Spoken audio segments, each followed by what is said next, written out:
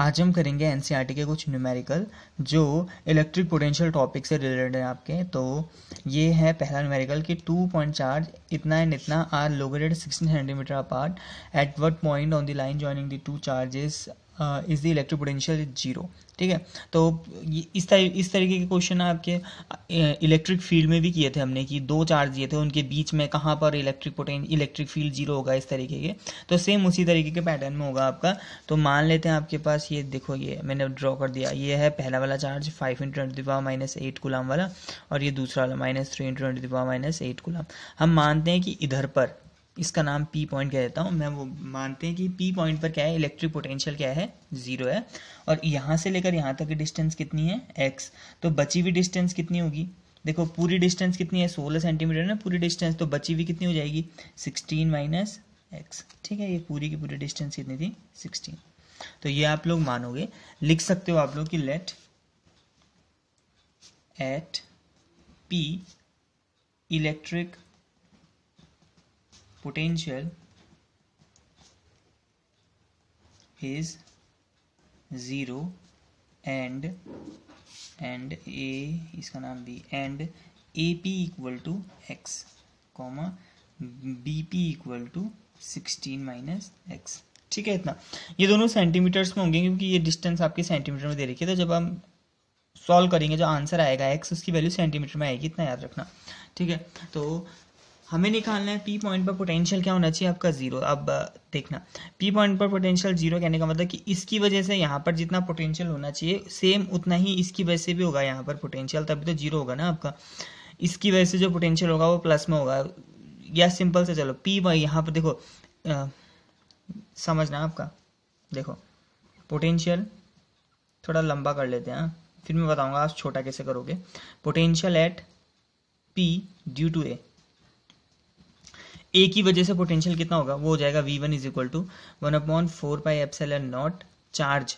कितना चार्ज है, 5 × 10⁻⁸ upon distance मतलब x, सेंटीमीटर में × 10⁻² होगा इतना। स्क्वायर नहीं होता है आपका पोटेंशियल में, Q/R होता है बस, सिंपल सा। तो इतना कुछ होगा आपका, कोई दिक्कत नहीं होनी चाहिए। इसकी वजह से इधर पर पोटेंशियल, इसकी वजह से इधर पर 1/4 Q/R होता है ना, फॉर्मूला होता है Q/R। ये क्योंकि ये क्या है आपका, सेंटीमीटर में है सारे, तो सेंटीमीटर मीटर में चेंज कर दिया। ऐसे ही potential at P due to B, B की वजह से कितना होगा, V2 = 1/4πε0। ठीक है, 16 - x, अच्छा 16 - x चार्ज ना आपका, -3 × 10⁻⁸ अपॉन 16 - x × 10⁻², इतना कुछ होगा। कोई दिक्कत नहीं ना इतने में। अब यहाँ देखो पी पॉइंट पर टोटल पोटेंशियल कितना आ जाएगा, पी पॉइंट पर टोटल पोटेंशियल वो हो जाएगा V1 + V2, और ये कितना होना चाहिए आपका, जीरो होना चाहिए, क्योंकि हमने कह रखा है कि पी पॉइंट पर पोटेंशियल कितना है आपका, जीरो। तो V1 + V2 = आपका जीरो आपका। तो यहाँ पर से आप लोग V1 और V2 को जोड़ोगे तो ये बनेगा 1/4πε0 5 × 10⁻⁸ अपॉन x × 10⁻²। ये देखो यहाँ पर माइनस है, तो ये ओवरऑल प्लस माइनस बन जाएगा, 1/4πε0 3 × 10⁻⁸ अपॉन 16 - x × 10⁻² = 0। अब क्या करो, जितनी चीज़ें कॉमन आ रही है, या फिर ऐसा करो कि इसको माइनस साइन है ना, उस साइड भेज दो। तो ये जब उस साइड भेज दोगे तो क्या आएगा आपका, सीधे ये जाएगा 1/4πε0 5 × 10⁻⁸ अपॉन x × 10⁻² = 1/4πε0 3 × 10⁻8 अपॉन 16 - x × 10⁻²। इतना ही तो कुछ आएगा। ये पूरा टर्म मैंने वहाँ भेज दिया। तो अब देखो क्या क्या कट रहा है, 1/4πε0 1/4 कट गया, 10⁻8 10⁻8 कट गया, 10⁻² से 10⁻² भी कट गया। तो क्या बचा, 5/x = 3/16 - x। क्रॉस मल्टीप्लाई कर दो तो ये हो जाएगा 16×5 = 5x = 3x। ये उस साइड गया तो बन गया 8x = 80, तो x = आपका 10 सेंटीमीटर होगा। तो ये है आपका आंसर कि यहाँ से 10 सेंटीमीटर दूर इलेक्ट्रिक पोटेंशियल जीरो होगा। अब इसको शॉर्टकट कैसे करोगे, देखो शॉर्टकट करने का सिंपल सा तरीका होता है आपका, हम सीधे लिखते हैं आपका, जैसे मैंने इतना लंबा किया ना, ऐसा ना करके अब ऐसा कर सकते हो कि potential at P due to A is equal to potential at P due to B. मतलब इन दोनों टर्म्स को आप स्टार्टिंग में इक्वल कर दो, तो वो शॉर्टकट होता है आपका, क्योंकि देखो ये प्लस में है ये माइनस में, तो इसका जो भी पोटेंशियल यहाँ पर होगा वो प्लस में आया होगा, इसका जो भी पोटेंशियल होगा वो क्या होगा आपका नेगेटिव में होगा। तो मतलब दोनों एक दूसरे को कैंसिल करेंगे, और कंप्लीटली कैंसिल तब करेंगे जब इसका भी पोटेंशियल सेम होगा यहाँ पर और इसका भी सेम। तो वही लिखना पड़ता है आपको कि potential at P due to A is equal to potential at B due to B, तो शॉर्टकट हो जाता है उससे।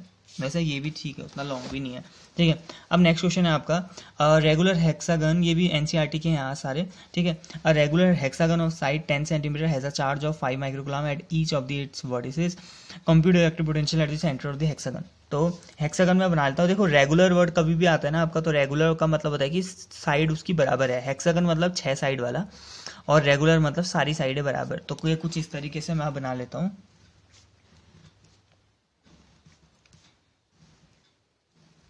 तो सारी साइडें आपकी बराबर, ठीक है। आपका हमको क्या फाइंड आउट करना है, इस कुछ चीज़ें दे रखी हैं कि साइड 10 सेंटीमीटर है, ये 10 सेंटीमीटर है, ये भी आपके 10 सेंटीमीटर है, और ये भी 10 सेंटीमीटर, सारी साइडें 10 सेंटीमीटर, और हर जगह पर जो चार्ज है वो कितना है 5 माइक्रोकूलम, 5 माइक्रोकूलम ऐसे के चार्ज भी रखे हैं आपके हर कोनों में। नाम दे देता हूँ मैं A B C D E and F, centre भी बना देता हूँ,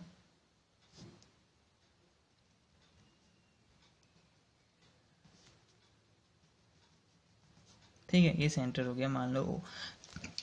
तो आपको इस ओ पर ही क्या निकालना है, पोटेंशियल निकालना है। अब यहाँ के लिए क्या चाहिए होगा आपको, देखो ओ पर पोटेंशियल तो निकालना है, इसके लिए आपको चाहिए होगा यहाँ से लेकर यहाँ तक की डिस्टेंस, ये डिस्टेंस आपको रिक्वायर्ड होगी वाली, या ये वाली, क्योंकि चार्ज यहाँ पर है 5 माइक्रोकूलम का, इसकी वजह से यहाँ पर निकालना पड़ेगा पोटेंशियल, फिर इसकी वजह से निकालोगे यहाँ पर, फिर सी की वजह से निकालोगे, फिर डी की वजह से, फिर तो कहने का मतलब आपको ये वाली डिस्टेंस ही होगी, ये वाली डिस्टेंस फाइंड आउट करनी है। तो अब इसके लिए सिंपल सा देखना, अगर आपने रेगुलर हेक्सागन के बारे में थोड़ा सा चीज़ें पता है, तो रेगुलर हेक्सागन का जो ये जो कंप्लीट एंगल होता है ना, वाला एक ये जो सारे एंगल बनते हैं ये 120 के बनते हैं, ठीक है। पूरा एंगल 120 का, तो ये आधा कितना होगा, आधा 60 का होगा, इसका आधा भी कितने का होगा 60 का, ये भी 60 ये भी 60, पूरा 120 था ना, तो आधा कितना होगा आपका 60, ठीक है। ये 60 ये 60, तो ऊपर वाला भी 60। वो कौन सा ट्राइंगल होता है जिसके सारे एंगल 60 के होते हैं, इक्विलेटरल ट्राइंगल। इक्विलेटरल ट्राइंगल की एक प्रॉपर्टी कि उसकी सारी साइडें बराबर होती हैं। तो नीचे वाली अगर ये 10 सेंटीमीटर है तो ये वाला भी कितना हो जाएगा आपका 10 सेंटीमीटर, और ये भी कितना 10 सेंटीमीटर। कहने का मतलब यहाँ इस क्वेश्चन में आर कितना दे रखा है उसने 10 सेंटीमीटर। ये रेगुलर हेक्सागन है तब हमारे लिए इजी बैठा है। अगर इसकी जगह ना आपका स्क्वायर बोल देता 10 सेंटीमीटर का स्क्वायर है, तो उस टाइम हम ऐसे नहीं करते, सीधा आर 10 नहीं होता, उस टाइम अलग कैलकुलेट करना पड़ता है, ठीक है। तो इतना कुछ हो गया, आर इज इक्वल टू आपका 10 सेंटीमीटर। अब यहाँ ध्यान देना, इसको चेंज कर दोगे तो हो जाएगा 10 × 10⁻², ठीक है। अब यहाँ ध्यान दो, देखो ए पर चार्ज है 5 माइक्रोकूलम, बी पर भी तो सेम है, इन सारे के सारे वर्टिसेस में सेम चार्ज है ना, तो हम क्या करते हैं ना, ए से निकालते हैं उसको 6 से मल्टीप्लाई कर देंगे। ए की वजह से ऊपर पोटेंशियल निकालना, उसको क्या करोगे 6 से मल्टीप्लाई, क्योंकि यहाँ कितने हैं 6 ही लोग तो हैं आपका। तो सीधे पहले लिखता हूँ potential at centre, at the centre of hexagon due to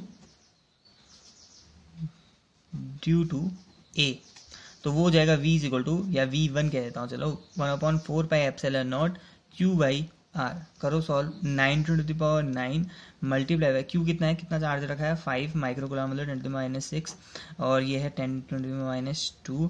तो यहाँ पर कुछ चीज़ें इससे काट देता हूँ 2 बार, यहाँ पर से 4.5 आ जाएगा, इससे एक कटेगा तो 4.5 × 10⁻, कितना आ जाएगा -9, 6 इससे गया 3, 3 2 5 5, इतना जूल। अब आगे देखते हैं आपका कितना तो हो गया। इसके आगे ये तो V1 है, एक की वजह से पोटेंशियल, हमको एक की वजह से थोड़ी फाइंड आउट करना था, हमको तो ज़्यादा लोगों की वजह से फाइंड आउट करना है ना, तो हम ज़्यादा से निकालते हैं, आपका कंप्लीट निकालते हैं। So total potential at centre, तो टोटल पोटेंशियल कितना हो जाएगा, वो जाएगा v is equal to total potential, एक की वजह से निकाल दिया ना। आप कितने चार्जेस हैं 1 2 3 4 5 6 हैं ओवरऑल, तो 6 × 4.5 +5, ठीक है। तो ये कितना हो गया आपका 27 270 या 27 × 10⁵, तो इतना कुछ, या फिर अच्छे से लिखोगे तो बन जाएगा 2.7 × 10⁶ जूल। तो इतना जूल बोल रहा हूँ, वोल्ट हम एनर्जी नहीं निकालने ना, पोटेंशियल निकालने, तो वोल्ट होगा आपका। तो इतना कुछ आपका आंसर 2.7 तो ये था। अब आते हैं आपके तीसरे न्यूमेरिकल में। तो ये है 2 charges +2 microgram and -2 microgram are placed at point A and B 6 centimetre apart. तो दो चार्ज हैं आपके पास, एक +2 माइक्रोग्राम का है और एक -2 माइक्रोग्राम का है, और इनके बीच की डिस्टेंस कितनी है आपकी 6 सेंटीमीटर है। आपसे पहला चीज़ पूछा गया है, identify N equi potential surface of this system. इस क्या कहते हैं, इस सिस्टम का एक equi potential surface find out करो। अब इक्वी पोटेंशियल सरफेस हमने लास्ट उसमें ही देखा था क्या था करके, एक ऐसा सरफेस जहाँ पर जिसके हर पॉइंट पर पोटेंशियल क्या रहता है आपका, सेम रहता है आपका। तो एक ऐसी जगह जहाँ पर पोटेंशियल सेम रहेगा, कहने का मतलब इसकी वजह से भी वो पोटेंशियल वहाँ पर सेम रहेगा और इसकी वजह से भी पोटेंशियल क्या रहना चाहिए, सेम रहना चाहिए। ठीक है, बस इतना सा। तो बस मान लेते हैं यहाँ पर एक कोई पॉइंट मान लो पी पॉइंट, तो कह देना कि पी पॉइंट पर क्या है, एक इक्वी पोटेंशियल सरफेस है कि let at P there is a equipotential surface. हो गया। तो P पॉइंट पे क्या है, एक इक्वी पोटेंशियल सरफेस हम मान लेते हैं आपका।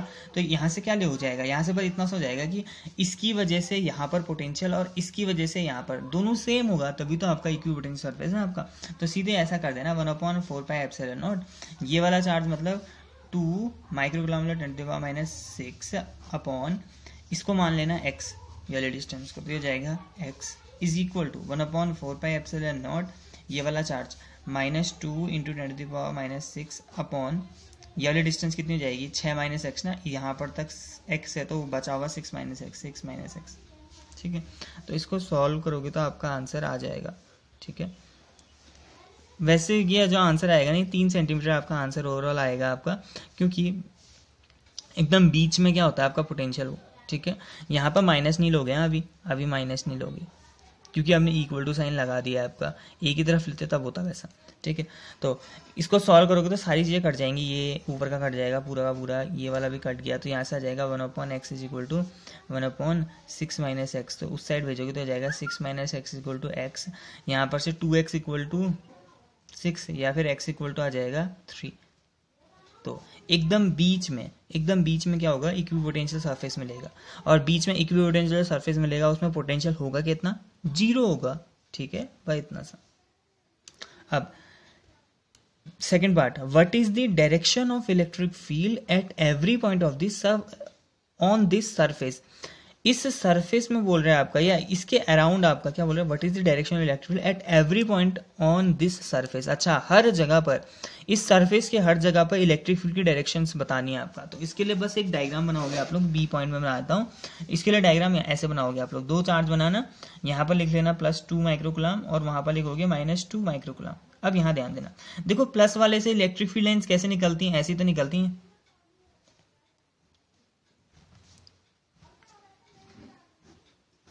बाहर को।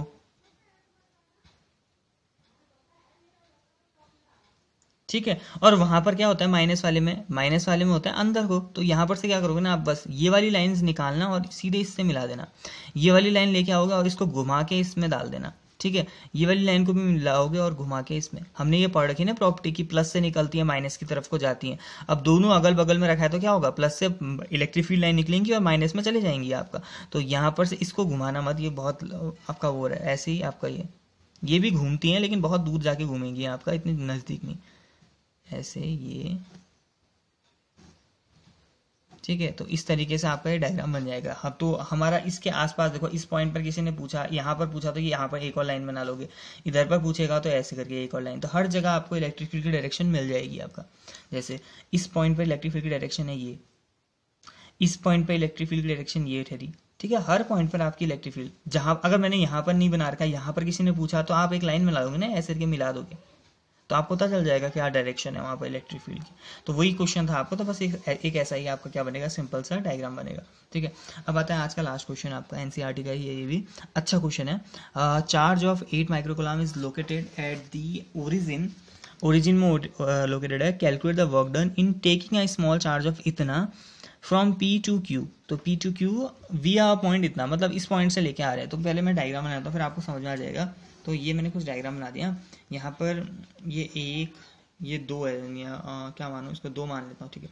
2 4 6 8 10 ऐसे 2 4, ठीक है, ऐसे मैंने कुछ पॉइंट फिक्स कर दिए। तो सबसे पहले आपका 003 कहाँ होता होगा आपका, मान लेते हैं 003 आपका, देखो एक्स एक्सिस में तो यहाँ पर भी 0 है, एक्स एक्सिस में, इसमें भी x 0 है, इसमें भी x 0 है ना, तो x को हटा दो, इसको मान लो y और इसको मान लो z, ये y एक्सिस ये z एक्सिस हो जाएगा। तो सबसे पहले जेड एक्सिस में कितना है 3 सेंटीमीटर, जेड सेंटीमीटर 3 कहीं यहाँ पर मान लो ये है आपका, तो इसको कह दूंगा मैं 0,0,3, ठीक है, इसका नाम देता हूँ ए पॉइंट। अब ये अच्छा ए क्यों कहूँ, पी कहता हूँ इसको, पी पॉइंट हो जाएगा। इसके बाद क्यू पॉइंट की बारी आई, क्यू पॉइंट कहाँ पर है 0 4 और 0 पे, तो 4 कहाँ पर आएगा, 4 वाई में होगा ना आपका, वाई एक्सिस में, तो 4 यहाँ पर कुछ, ये हो गया आपका क्यू पॉइंट 0 4 इतना। एक आर पॉइंट है जो 060 कहीं यहाँ पर होता होगा, फिर कहीं दूर बना दिया मैंने, बस हो गया, इसको बारे में वैसे भी कुछ नहीं है, 0 6 और 9, ये है आर पॉइंट। तो हम क्या कर रहे हैं ना आपका, हमको पोटेंशियल हमें वर्क डन फाइंड आउट करना है। एक चार्ज को हम क्या कर रहे हैं, इतने चार्ज को P से Q में ला रहे हैं, इस पॉइंट से इस पॉइंट पर ला रहे हैं, लेकिन ऐसे सीधे नहीं ला रहे हैं, ऐसे ला रहे हैं, पहले यहाँ से वहाँ लेके जा रहे हैं, फिर वहाँ से यहाँ लेके आ रहे हैं। तो ये इसको करने के लिए क्या करना है आपको, वर्क डन करना है, आपको कितना वर्क डन है ये फाइंड आउट करना है। अब अगर आपको वर्कडन की कुछ चीज़ें पता होंगी तो आप बड़े आराम से कर लो। देखो वर्कडन में क्या होता था ना आपका, वर्कडन आपका एक ना कंजर्वेटिव क्वांटिटी होती है, वो पाथ पे डिपेंड नहीं करती है आपका। फिजिक्स में जो वर्कडन होता है वो पाथ पे डिपेंड नहीं करता है आपका। ऐसा बोला जाता है कि अगर आप डायरेक्ट आओ या घूम के आओ या फिर कहीं से भी आओ, कैसे भी आओ, तो वर्कडन क्या रहता है आपका सेम, ठीक है। पोटेंशियल के लिए क्या रहेगा आपका, वर्क डन सेम रहेगा आप लोगों का। तो हम क्या कहेंगे, हम P से R से Q नहीं निकालेंगे पोटेंशियल क्या वर्क डन, हम सीधे ही P से Q का वर्क डन निकालेंगे, डायरेक्ट P से Q का वर्क डन। तो यहाँ पर से देखना, हमने एक पोटेंशियल डिफरेंस का फॉर्मूला देखा था ना, पोटेंशियल डिफरेंस V = W/Q0, यही तो होता था। उस वाले फॉर्मूले से यहाँ देखना, पोटेंशियल डिफरेंस बिटवीन VQ और VP, VP और VQ के बीच का जो पोटेंशियल डिफरेंस होगा वो कितना हो जाएगा, पोटेंशियल डिफरेंस वो हो जाएगा वर्क डन, किस के बीच का वर्क डन, P से Q का वर्क डन अपॉन जो चार्ज आप लेके जा रहे हो। तो यही तो फॉर्मूला बनेगा आपका पोटेंशियल डिफरेंस का, यही तो formula, final potential initial potential आप वर्क डन हो जाएगा उन दोनों के बीच का, तो P से Q का, ठीक है, ये चार्ज। तो इस फॉर्मूले का लगाओ, सीधे आंसर निकालो, क्या दिक्कत है, ठीक है। तो आप सीधे निकालें फिर आंसर, तो ये बन जाएगा, देखो पोटेंशियल का फॉर्मूला होता है आपका, ये यहाँ से पहले ऐसा हो जाएगा, WPQ = हो जाएगा Q ब्रैकेट के अंदर VQ - VP। अब Q कितना है, Q किस चार्ज को घुमा रहे हो आप, किस चार्ज को घुमा रहे हो, देखना ये इस चार्ज को घुमा रहे हो ना, तो ये हो जाएगा -2 × 10⁻⁻⁹। VQ कितना होता होगा, VQ होता होगा 1/4πε0 VQ, Q पॉइंट पे ना, 1/4πε0 Q, ये वाला चार्ज 8 मिनी गुलाम है, मिनी गुलाम मतलब 10⁻³ सेंटर पर कितना चार्ज है, 8 मिनी गुलाम है, ठीक है। तो मिनी मतलब 10⁻³ अपॉन डिस्टेंस, यहाँ से लेकर यहाँ तक की डिस्टेंस कितनी हो जाएगी, VQ मतलब Q पर ये डिस्टेंस कितनी है, 4 है ना, ठीक है, 4 × 10⁻² माइनस VP पर 1/4πε0, यहाँ पर चार्ज है 8 × 10⁻³ अपॉन ये डिस्टेंस कितनी है, ये डिस्टेंस 3 है आपकी, तो 3 × 10⁻²।